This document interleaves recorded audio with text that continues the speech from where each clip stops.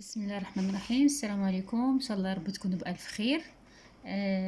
هذه المطليه ديال العكر الفاسي، دي مطليه مغربيه كيكون فيها العكر الفاسي، كتحط على الخدود او على الشفايف. ممكن عشان التكلفه نلاقيها على انها غاليه، فممكن بديل ليها واحسن بكتير كمان. انا بص مغربيه وبقول لكم كده. بصي لزيت، بس عشان ممكن ما تقدريش انك تاخدي دي تشيليها معاكي في شنطتك، فيبقى معاكي صعب، وتاخدي فرشة ومية وردة عشان ترشي ومش عارفة ايه الحوارات دي. فانا هوريكم ايه البديل، وبديل ايه انضف واحسن، بحيث انك تضمني العكار الفاسي اللي انت حطاه اصلي. دي مثلا احنا عاملين فيها شوية عكر فاسي زي ما انتوا شايفين. ده عكر فاسي بينك زي ما انتوا شايفين هنا اهو، العكار الفاسي شايفينه. دي ازازة العكر الفاسي. هتعملي ايه؟ هتاخدي شوية من العكر الفاسي اهي، تحطيها في ازازة. على الاقل انتي عارفة انتي حطيتي ايه، الخامة اللي انتي استخدمتيها نظيفة ولا ممكن تكون لون. مية ورد شفافة اهي، نحطها على العكر الفاسي. مية الورد عشان بس الناس تشوفها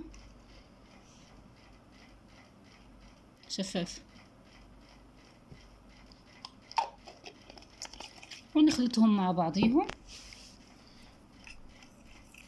وها هي الوصفة وجدت بأسهل طريقة. شايفين العود؟ عايزة تقليها بتزودي تاني عكر فاسي. انا حاولت احطها لكم في العلبة دي مفتوحة عشان تبان. انت ممكن تحطيها في علب زي كده، ازازة زي دي كده، او تحطيها في ازازة زي دي وتخليها معاكي في الشنطة، وتبقى الاستخدام بتاعها سهل اهي، وآمنة جدا. تضمني ان ما فيهاش لون ولا فيها اضافات تانية انت ما تعرفيش ايه هي اهي. وزي ما قلت لك، عايزه تقيليها اكتر بتزودي العكر الفاسي وتحطيها على الخدود بتاعتك، تحطيها على شفايفك زي ما انت عايزه اهي. شايفينها؟ واهو تثبت معاكي. عايزه تخففيها، عايزه تقيليها زي ما انت عايزه.